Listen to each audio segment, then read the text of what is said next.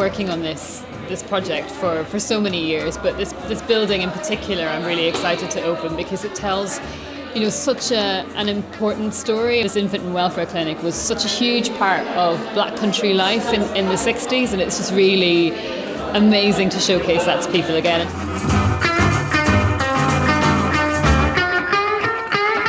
It's been an absolute privilege to research the building and the characters. It's also been challenging at times. Finding the right stories, it takes a lot of work and time, and it's a group effort in that respect. Whether it's finding the right people to do an oral history interview with to develop the characters that you see here today, through to finding the leaflets that exist somewhere in someone's loft upstairs that we know that we can reproduce and put in our literature act to tell the story of infant healthcare and well-being in the 60s.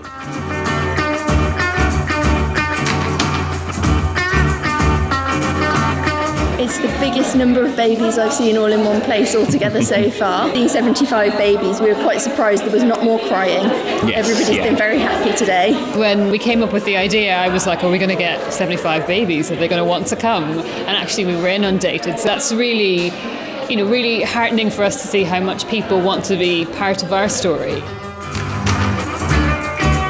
The Black country's got a great heritage. My grandparents are in Halesowen, grown up in this area, so it means an awful lot for us to see everything here being preserved and still remembered for all the hard work that everyone put in all those years ago. It's such a brilliant place to come, and it's always changing as well, which is amazing. Like, it's completely different from when I was a kid. I think you can't really understand the story of the NHS without understanding the contribution of the Windrush generation. The NHS is its people. It's the people, it's the doctors, the nurses, the health visitors, everyone else who looks after us, and lots of those came from that Windrush generation and the generations afterwards.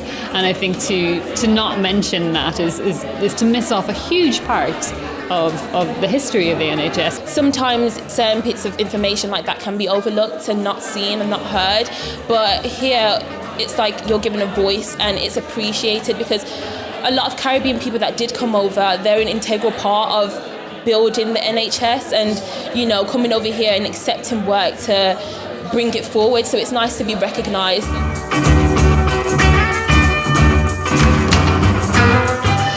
It's really exciting. This is another building that takes us back into living memory. So people who are living in the Black country today can remember coming to this welfare clinic, but also even if they didn't come to this one, they can remember this time.